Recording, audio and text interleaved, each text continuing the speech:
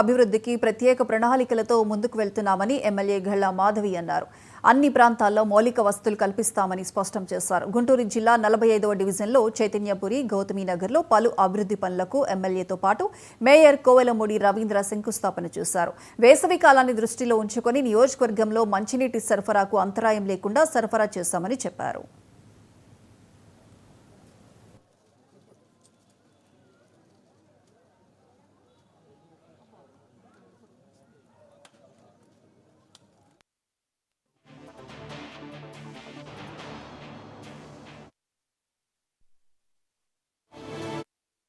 అభివృద్ధి కార్యక్రమాలకి కొబ్బరికాయ కొట్టడం జరిగింది.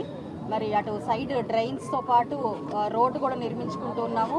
గౌతమీనగర్లో కల్వట్ అవసరం ఉన్న చోట కల్వట్ వేసుకుంటూ ఉన్నాము. మొత్తం మీద 72 లక్షల రూపాయల వర్క్కి ఈరోజు కొబ్బరికాయ కొట్టడం జరిగింది. అత్యంత త్వరితగతినే ఈ యొక్క వర్క్స్ని పూర్తి చేసుకొని ప్రజలకు అందుబాటులోకి తీసుకొస్తామని కాంట్రాక్టర్లు చెప్పడం జరిగింది.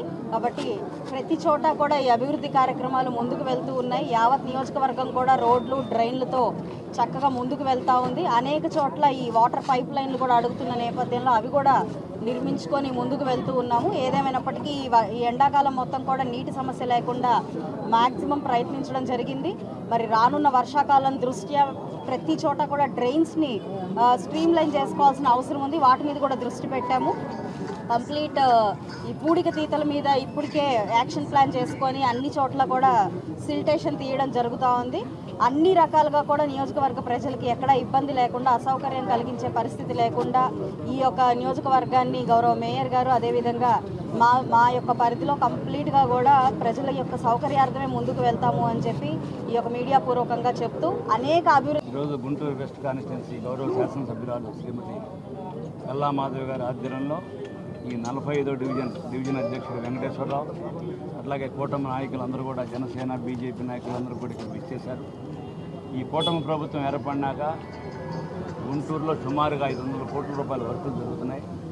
అందులో భాగంగా ఇవాళ ఈ చైతన్యపురి మెయిన్ రోడ్లో 50 లక్షలతో 2 పక్కల డ్రైను రోడ్డు, అట్లాగే గౌతమి నగర్లో 22 లక్షల రోడ్లు 2 కూడా ఇవాళ ఎమ్మెల్యే గారు శంకుస్థాపన చేయడం జరిగింది.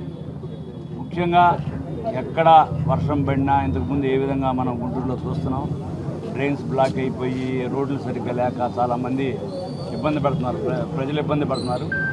ప్రజల ఇబ్బంది దృష్ట్యా గుంటూరు నగరం మొత్తం ఈస్ట్ వెస్ట్ కాన్స్టిట్యున్సీలు అట్లాగే రూరల్ ప్రాంతంలో డెవలప్ చేయాలని ముగ్గురు ఎమ్మెల్యేలు కూడా ఒక దీక్షతో ప్రతి ప్రణాళిక పెట్టుకొని ఏ రోడ్లు ఎక్కడ ముందు ఇమీడియట్గా చేయాలని కూడా ఒక